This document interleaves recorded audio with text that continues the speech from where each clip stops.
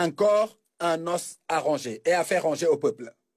Pour les pourfendeurs de la nouvelle équipe gouvernementale, désormais aucune occasion n'est de trop pour saper la dynamique de rupture en cours. C'est que ceux-là ont fait le pari de s'emparer, quoi qu'il arrive, du débat national pour empêcher au chef de l'État et son Premier ministre de dérouler l'agenda.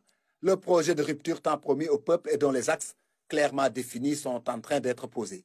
Et au rythme où évoluent les choses, des lignes vont forcément bouger une fois le travail achevé. Voilà peut-être ce qui déplaît et qui fait peur dans le milieu politico-affairiste organisé en lobby et décidé à faire face. Mais vouloir s'opposer de cette façon à un pouvoir arriver aux affaires avec un score qui frôle presque le plébiscite, c'est s'engager dans une voie sans issue, un long tunnel où l'on risque de ne jamais voir le bout.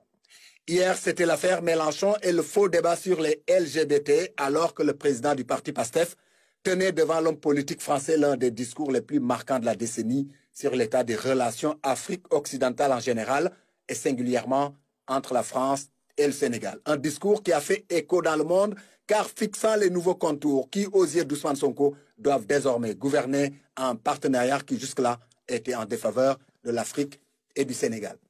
Mais voilà donc la réalité de cette visite reprend à peine le dessus sur les velléités déstabilisatrices intérieures que les mêmes reprennent du service. Avec ce nouveau débat de bas étage, l'affectation d'un officier général de l'armée par celui-là à qui pourtant le texte fondamental donne pouvoir à nommer aux emplois civils et militaires.